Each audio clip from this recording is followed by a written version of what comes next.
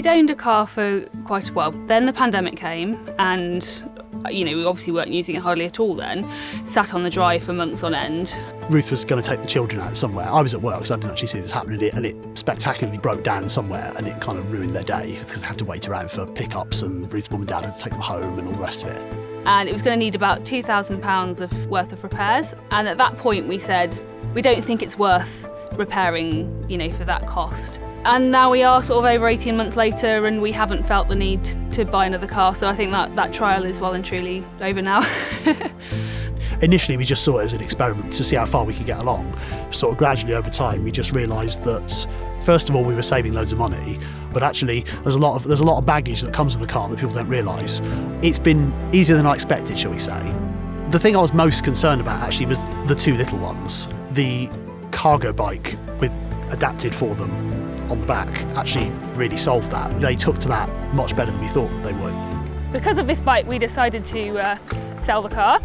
This is our cargo bike. It's called a long-tail cargo bike. It's also got electric assist, which helps us up the hills when I have the kids on, and we use it for all sorts of things. Generally it has the twins on it, but actually it can also fit the older two children on. I am just on my way to pick up our 5-year-old twins from nursery. It's nearly the end of the term for them, so I'm going to go and do that, and then I'm going to come back to the park and meet up with my parents.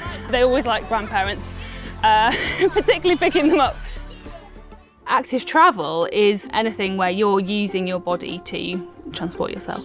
We're not particularly sporty. I don't really have time in my life for doing, extra things like that. So it's nice to have that ride in the morning and I get to the office and feel, awake, refreshed. The Blue Route was a major part of us deciding not to own a car. It's really useful for us, both for work, for commuting, for me. It's segregated, so it's away from motor traffic. The Bristol Road is a dual carriageway, really fast traffic going on there, main arterial road in and out of Birmingham city centre. And also it's a route that I take my children on, and I kind of think, if it's a route that I take them on, then it must be a good route. I think I would find it more stressful, particularly going to the city centre and sitting in traffic jams, whereas the cycling, you can just go straight in. I can park right by the office door. Cycling as well, you get to know the people who are doing the same route, particularly on commuter routes. It's, I think, a more connected feeling than driving.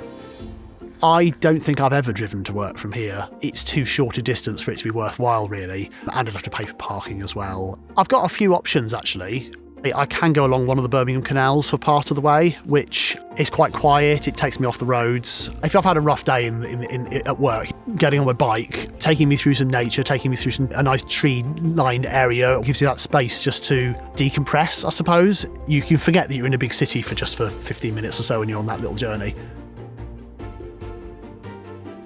Co-Wheels is a car club. When you signed up, you use the app, book the slot, and then you take the car out. I used it only yesterday, actually. Took our eldest son up to a birthday party up at like a water sports centre. But we don't need to own a car to do that, the occasional trip like that. I think as a family, it's something we can all do together. So if we just want to go to Cannon Hill Park for the day, we can all ride together. From our children's perspective, they prefer to go out on the bike, and actually also public transport as well if we were to use that.